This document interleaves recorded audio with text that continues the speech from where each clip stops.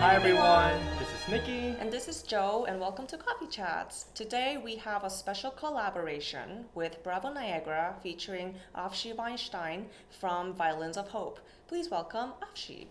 Welcome Avshi, such a pleasure to have Thank you very you. much. Can you tell our viewers where you are tuning in from? Right now, I'm in Istanbul, Turkey. Thank you so much for joining us today.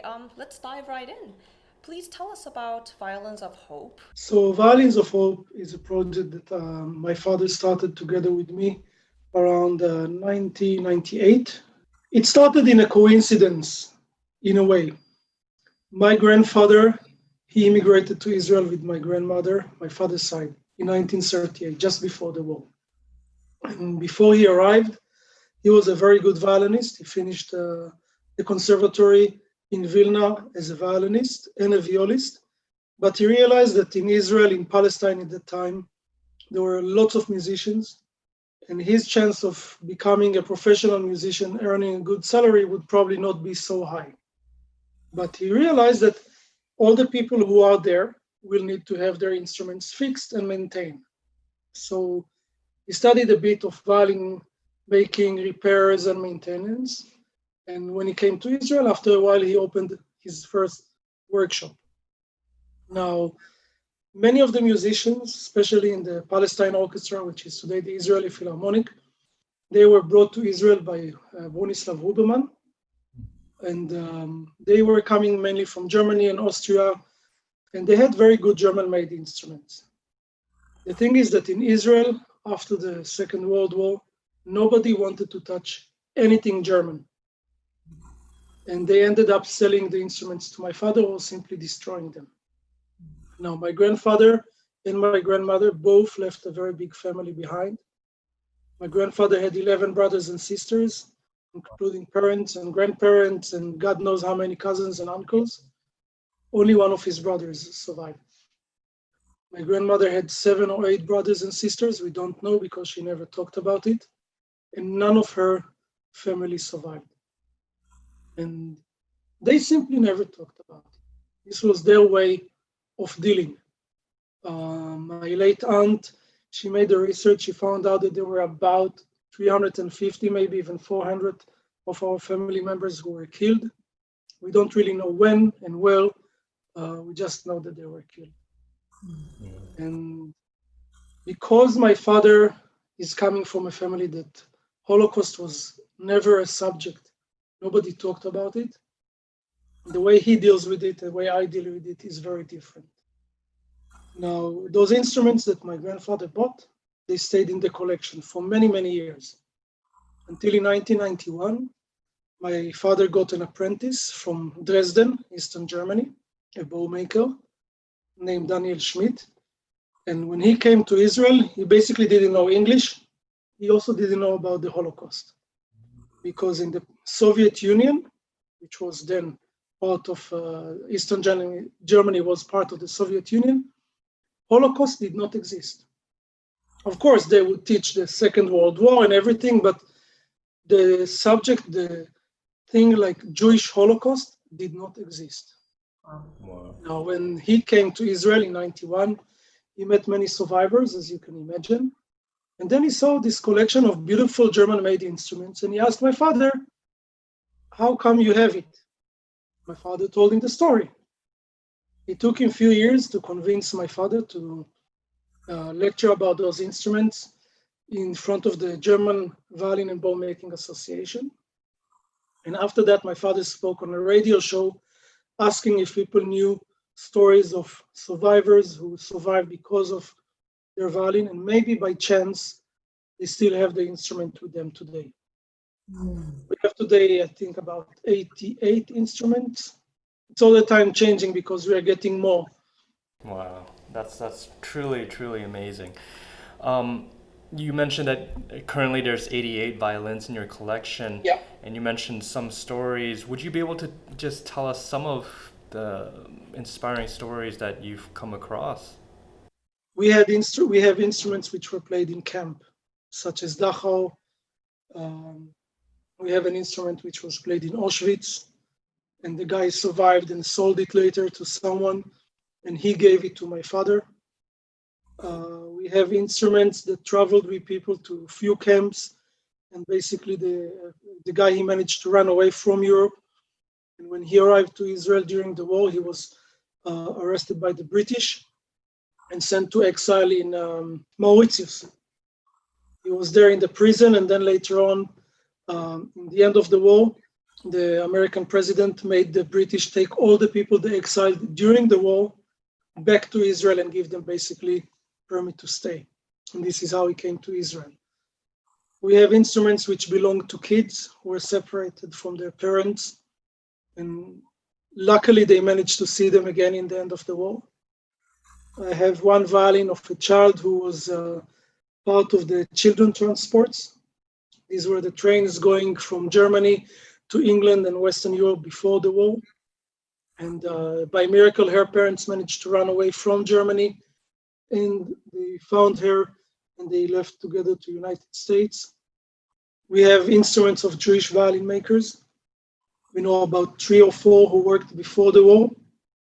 One of the instruments that we have from Warsaw, it has a label in Hebrew, and it has a beautiful Star of David on the back. The owner of the violin unfortunately died in the war, so did the maker. Well, it's quite amazing to hear about your violins having such breadth of history and, having such meaning behind them as well. You say some of these violins have survived decades, some have been made from in the Holocaust. What was it like having to preserve and restore some of these violins? Like, did they require a lot of restorations? And what were you also trying to do in restoring them? So what we do usually, we do all the inside work. We do a new bus bar and of course pegs and fingerboard, bridge, sound post. And if there are cracks, we renew the cracks. Some of the instruments came, let's say, relatively in good condition. Some came basically in nylon bags. It was a puzzle to make. Some of them, they had a very bad varnish problem on the top because they had to play in rain and snow. And then the varnish was basically washed off. You had a little bit of color left, so this was a very extensive varnish restoration.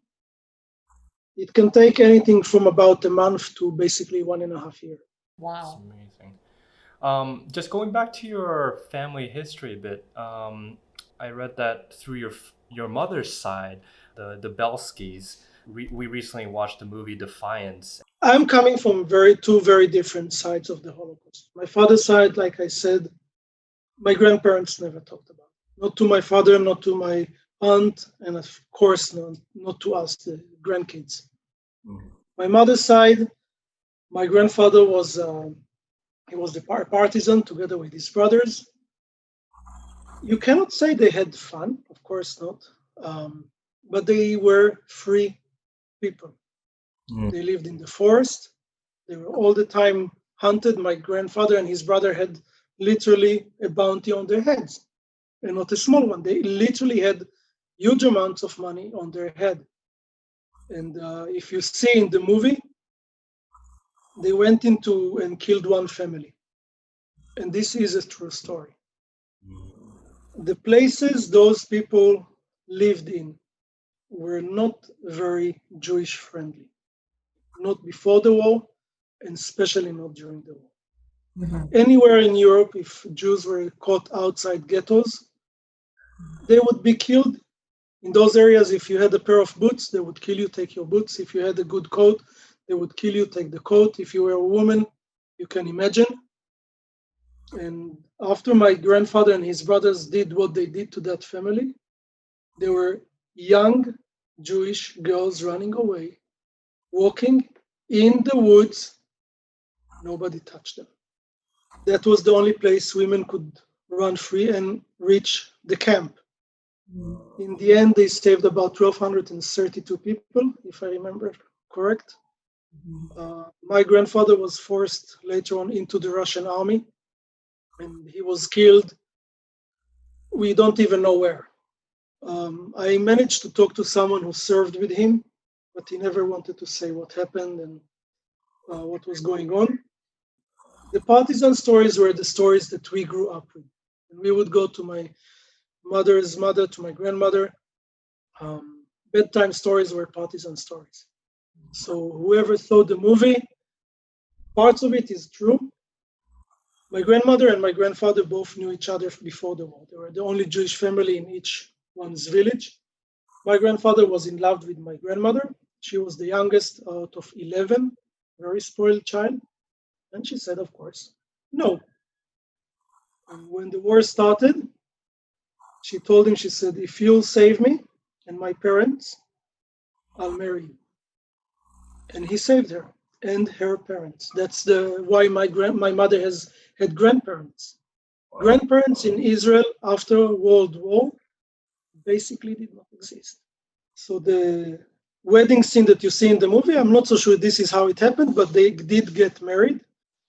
And unfortunately, my grandfather did not survive. My grandmother was pregnant, and after my mother was born, she took her parents, went to Western Europe after the war, and basically later on immigrated to Israel, where she lived. Now, the last scene that you see everybody running, first of all, it did happen. There were lots of raids on the forest all the time. And in this one of my uncles who is still alive, he was after an operation, he couldn't move.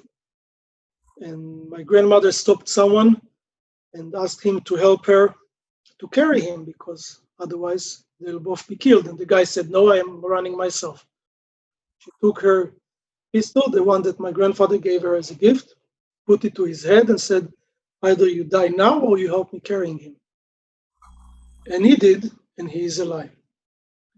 Now, you see that they arrived to a big marsh and then they had to walk in. So it actually took 3 days to cross this marsh. There was an island in the middle of the marsh. This is where they stayed for 2 weeks.